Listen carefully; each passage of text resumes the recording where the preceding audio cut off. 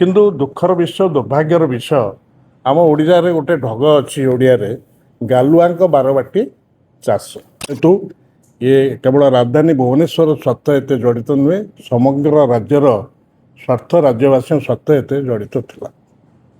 ଆପଣମାନେ ସମସ୍ତେ ଜାଣିଛନ୍ତି ଭୁବନେଶ୍ୱର ରାଜଧାନୀ ଭୁବନେଶ୍ୱର ଗୋଟିଏ ଏଭଳି ରାଜଧାନୀ ଯାହାର ଐତିହାସିକ ପୃଷ୍ଠଭୂମି ଅଛି ଏବଂ ଇତିହାସ ପୃଷ୍ଠାରେ ମଧ୍ୟ ତା'ର ସ୍ଥାନ ଅଛି ଏବଂ ଯାହା କଟକ ସହର ଯାହାକୁ କହନ୍ତି ଟ୍ୱିନ୍ ସିଟି ଇଂରାଜୀ ଦ୍ୱିତୀୟ ସହର ତା ସହିତ ବିଭିନ୍ନ କ୍ଷେତ୍ରରେ ଯୋଡ଼ି ହୋଇ ରହିଛି। କଟକ ପୁରୁଣା ରାଜଧାନୀ ଥିଲା, ଭୁବନେଶ୍ୱର ନୂତନ ରାଜଧାନୀ ହେଲା, କିନ୍ତୁ ସବୁ କ୍ଷେତ୍ରରେ ଉଭୟ ସହରର ମଧ୍ୟ ସଂସ୍କୃତି ଭାବ ଜଡ଼ିତ ହୋଇକି ରହିଛି।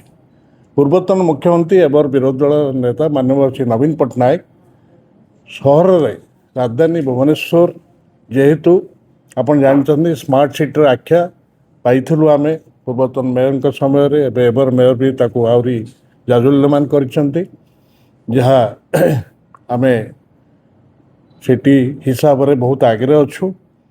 ତାକୁ ଆଖିରେ ରଖି ରାଜ୍ୟବାସୀଙ୍କ ଆଖିରେ ରଖି ଏବଂ ରାଜ୍ୟରେ ପୁଞ୍ଜି ଲଗାଣକୁ ସୁଗମ କରିବା ଏବଂ ଦ୍ୱିତୀୟରେ ଯେଉଁ ଯୁବ ଶକ୍ତି ଅଛନ୍ତି ସେ ପିଲାମାନଙ୍କର ଯେଉଁ ଆଶା ଆକାଂକ୍ଷା ରହିଛି ତାକୁ ବଢ଼େଇବା, ଶିକ୍ଷା କ୍ଷେତ୍ରରେ ତାକୁ ଆହୁରି ସମ୍ପ୍ରସାରଣ କରିବା, ଏସବୁକୁ ଆଖିରେ ରଖି ମହିଳାମାନଙ୍କୁ ସଶକ୍ତିକରଣ କରିବା ନେଇ ଅନେକ କ୍ଷେତ୍ରରେ ଆଉ ଐତିହ୍ୟ କ୍ଷେତ୍ରରେ ଯେଉଁ ଶ୍ରୀ ଜଗନ୍ନାଥ ପ୍ରକଳ୍ପ, ଏଠି ଏକାମ୍ର କ୍ଷେତ୍ରରେ ମଧ୍ୟ ପ୍ରକଳ୍ପ, ଏସବୁ ଆଖିରେ ରଖି ପୂର୍ବତନ ମୁଖ୍ୟମନ୍ତ୍ରୀ ନବୀନ ପଟ୍ଟନାୟକ ସର୍ବାଙ୍ଗୀନ ଉନ୍ନତି ଉପରେ ଗୁରୁତ୍ୱ ଦେଇ ଆସିଥିଲେ।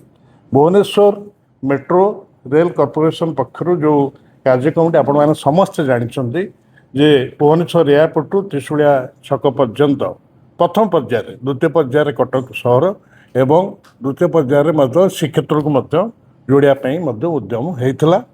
କିନ୍ତୁ ଦୁଃଖର ବିଷୟ ଦୁର୍ଭାଗ୍ୟର ବିଷୟ ଆମ ଓଡ଼ିଶାରେ ଗୋଟେ ଢଗ ଅଛି ଓଡ଼ିଆରେ ଗାଲୁଆଙ୍କ ବାରବାଟୀ ଚାଷ। ଚାଷ ତ ଗଲାଣି ଉଜୁଡ଼ି, ଧାନ ଉଠୁନି ମଣ୍ଡିରୁ, ଟୋକନ ଦେଉନାହାନ୍ତି, କିନ୍ତୁ ଏଠି ବାରବାଟୀ ଚାଷ ହେଉଛି। ବାରବାଟୀ ଚାଷଟା କେମିତିଆ? ଏଠି 3 ଜଣ ମନ୍ତ୍ରୀଙ୍କର କଥାରେ ତାଳମେଳ ନାହିଁ, ଯେ ସରକାରର ତ ତାଳମେଳ ନାହିଁ ବିଭିନ୍ନ କ୍ଷେତ୍ରରେ। ଆଉ ସକାଳେ ଗୋଟେ କଥା, ସନ୍ଧ୍ୟାବେଳୁ ଗୋଟେ କଥା।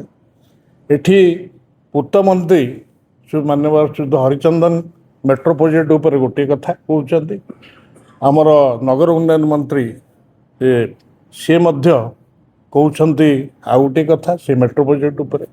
ଆଉ ଗୋଟିଏ ଆମର ଯେଉଁ କହନ୍ତି ଆମର ପରିବହନ ମନ୍ତ୍ରୀ ଆମର କୃଷ୍ଣଚନ୍ଦ୍ର ପାତ୍ର, ସେ ମଧ୍ୟ ଆଉ ଗୋଟିଏ କଥା କହୁଛନ୍ତି। ହଁ ସାର୍ ନାଇଁ, ଆମର କୃଷ୍ଣଚନ୍ଦ୍ର ପାତ୍ର ଆଉ ଗୋଟିଏ କଥା, ଯୋଗାଣ ମନ୍ତ୍ରୀ ସିଏ ଆଉ ଗୋଟିଏ କଥା କହୁଛନ୍ତି। ତେଣୁ ଏ 3ଟି ମନ୍ତ୍ରୀଙ୍କ କଥାବାର୍ତ୍ତାରେ ତାଳମେଳ ରହୁନି। କିଏ କହିଲାଣି ମେଟ୍ରୋ ଉପରେ ଯିବ, କିଏ କହିଲାଣି ଭୂଇଁ ତଳେ ଯିବ, କିଏ କହିଲାଣି ସେ DPR ଏ ଯେଉଁ ପ୍ରସ୍ତୁତ ହେଇଥିଲା ତା ସଠିକ୍ ଭାବେ ହେଇନାହିଁ। ଏଇଥିପାଇଁ ମୁଁ କହୁଛି ଯେ ଏ ଗାଲୁଆଙ୍କ ବାରବାଟୀ ଚାଷ ଲୋକଙ୍କର ଯେଉଁ ଆବଶ୍ୟକତା ତାକୁ ଆଖିରେ ରଖାଯାଉନି, ବରଂ କିଛି ନୂତନ ଭାବେ ନବୀନ ପଟ୍ଟନାୟକ ଯେଉଁ କାର୍ଯ୍ୟକ୍ରମଟି 6200 କୋଟିରୁ ଅଧିକ ଯେଉଁ ପାଖାପାଖି କରିଥିଲେ ଏ ପ୍ରୋଜେକ୍ଟଟିକି 6255 କୋଟିର, ତାକୁ ବାତିଲ କରିଦେଲେ ଏବଂ ବର୍ତ୍ତମାନ ରାଜ୍ୟ ତହବିଲରୁ ସେଇ ଯେଉଁ କମ୍ପାନୀଟି ନେଇଥିଲା ତାକୁ ବର୍ତ୍ତମାନ ଜନସାଧାରଣ ପଇସାରୁ ବର୍ତ୍ତମାନ କ୍ଷତିପୂରଣ ଦେବେ। ଜନସାଧାରଣ ପଇସା, ଏମାନେ ପଇସା ତ ଆଣିପାରୁନାହାନ୍ତି। ବର୍ତ୍ତମାନ ଉଦ୍ୟମ କରନ୍ତୁ, ଅକ୍ଷମ ଯେହେତୁ କହନ୍ତୁ କେନ୍ଦ୍ରକୁ ଅକ୍ଷମ ଆମେ, ଆମକୁ କିଛି ଅନୁଦାନ ଦିଅ ସକ୍ଷମ କରିବା ପାଇଁ କହନ୍ତୁ।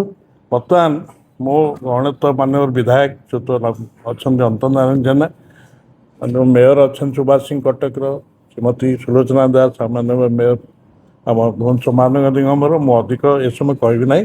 କିନ୍ତୁ ମୋର ଗୋଟିଏ ସବୁଠାରୁ ବଡ଼ ପ୍ରଶ୍ନ ହେଲା ଯେ ଏଇ ଯେଉଁ କ୍ଷତି ଭରଣାଟି ସରକାରୀ ତହବିଲରୁ ଯିବ, ଯେ କେଉଁ ଉଦ୍ଦେଶ୍ୟ ରଖି ରାଜନୈତିକ ଉଦ୍ଦେଶ୍ୟ ପ୍ରଣୋଦିତ ନିଶ୍ଚିତ ଭାବରେ ଆମେ କହିବା। ଏତେ ସର୍ବାଙ୍ଗୀନ ଯାହା କେବଳ ରାଜ୍ୟ ସରକାରଙ୍କ ରାଜସ୍ୱରୁ ହେଇଥିଲା, ଏତେ କେନ୍ଦ୍ର କିଛି ଦେଇନଥିଲା ନବୀନ ପଟ୍ଟନାୟକ। ଆଜି କ'ଣ ରଖିକିରି, କି ଅଭିପ୍ସା ରଖିକିରି ତାକୁ DPR ଟିକେ ସବୁ ବାତିଲ କଲେ ଏବଂ 3 ପ୍ରକାର କଥା କହିଲେ, ତଳ ଉପର ମଝି ଏସବୁ କହିଲେ, ଯେ ବର୍ତ୍ତମାନ କ'ଣ ଇଏ ରାଜ୍ୟବାସୀଙ୍କ ସ୍ୱାର୍ଥରେ ଇଏ ହେଉଛି। ସେଇଥିପାଇଁ କହିଲି ଇଏ ହେଲା ଗାଲୁଆଙ୍କ ବାରବାଟୀ ଚାଷ।